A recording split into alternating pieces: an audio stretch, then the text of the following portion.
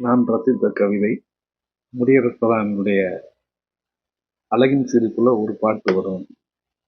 அதில் இந்த கோழி குஞ்சு இருக்குல்ல, கோழி குஞ்சை இந்த தாமரை மொக்கு போல அழகா குட்டி குட்டியா இருக்குது. அதோட குஞ்சுகள் வாயில கோழி என்ன செய்யும்னா, சின்ன சின்ன புழுக்களை எடுத்து அந்த வாய்க்குள்ள போட்டுக்கிட்டு இருக்கு. நீங்க அந்த அழகு காட்சிய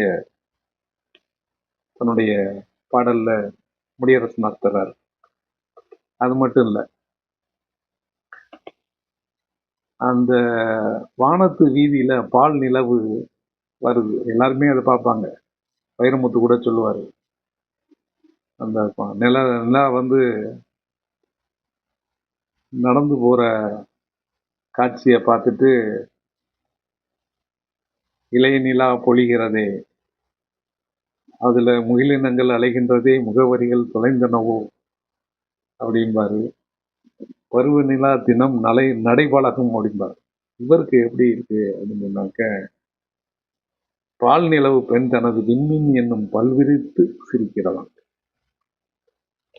மண்மேல் கால் இழுத்து தவழ்கின்ற குழந்தை பேசும் காலத்தும் நல்லழகின் சிரிப்பு இருக்கிறது அப்படின்னு இத பாடம். இந்த பாட்டு இதோ கால் முளைத்த தாமரையின் மொக்குள் விழ காட்சி தரும் குஞ்சுகள் தம்பாயில் கோழி வேல் மூக்கால் அன்பு கலந்து இரையை ஊட்டும் வேளையிலும் வானத்து வீதி செல்லும் பால் நிலவு பெண் தனது விண்மீன் என்னும் பல்விரித்து சிரிக்கின்ற போதும் மண்மேல் கால் இழுத்து தவழ்கின்ற குழந்தை பேசும் காலத்து நல்லழகின் சிரிப்பை கண்டேன் அப்படின்னு மிகச்சிறந்த அருமையான அழகு எங்கெங்கெல்லாம் இருக்குன்றத கவியரசர் முடியரசனார் பாடுவார். அவருடைய பாட்டு நிறைய இருக்கு. கொஞ்சம் அந்த சிறப்புகளை சின்ன சின்ன வரிகளின் மூலமாக நேயர்களுக்கு தருவதிலே நான் மகிழ்வு வருகின்றேன். வணக்கம்.